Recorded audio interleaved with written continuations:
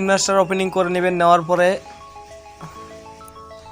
কিনমাস্টার আমার ডিসক্রিপশনে লিঙ্ক দেওয়া আছে, ওখান থেকে ডাউনলোড করতে পারেন, প্লে স্টোরে গিয়ে ডাউনলোড করতে পারেন। করার পরে ওপেনিং করে নেবেন। নেওয়ার পরে এখান থেকে ক্রিয়েট নিউ এখানে ট্যাপ করবেন।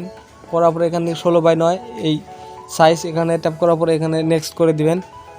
দেওয়ার পরে এখান থেকে ইমেজ একটা অপশন চলে আসছে, এখানে ট্যাপ করবেন।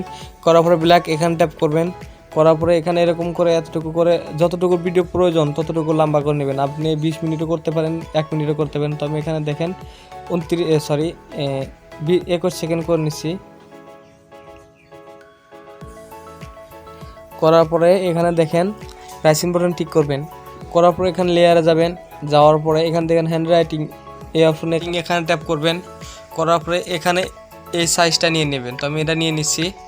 এই সাইজটা নেওয়ার পরে এখানে রাইসিং বাটনে এরকম করে সুন্দরভাবে লাগাবেন। নেওয়ার পরে এখানে রাইসিং বাটন ট্যাপ করুন। করার পরে এরকম করে জুম করে বসিয়ে দিবেন সুন্দরভাবে।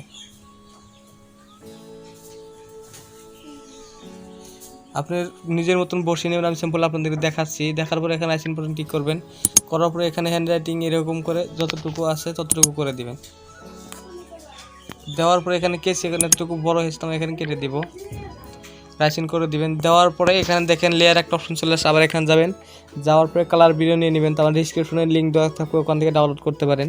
তো আমি এখান থেকে কালার ভিডিও নিয়ে নিচ্ছি। নেওয়ার পরে আমি এটা নিচ্ছি।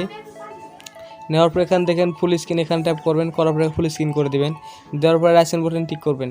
করার পরে এখানে দেখেন কালারে ট্যাপ করার পরে এখানে একদম তলে যাবেন, লাস্ট যাবেন। যাওয়ার পরে এখান থেকে ব্লেন্ডিং এখানে ট্যাপ করবেন। করার পরে এখান থেকে মাল্টিপ্লাই করে দিবেন। দেওয়ার পরে রাইসিং বাটন টিক করুন। করার পর দেখেন আমার ভিডিওটা কি সুন্দরভাবে হয়ে গেছে।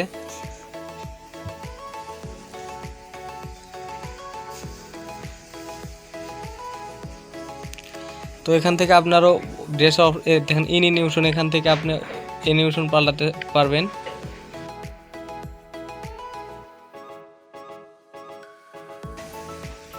এখানে ওভারঅল অ্যানিমেশন এখানে এরকম করবে।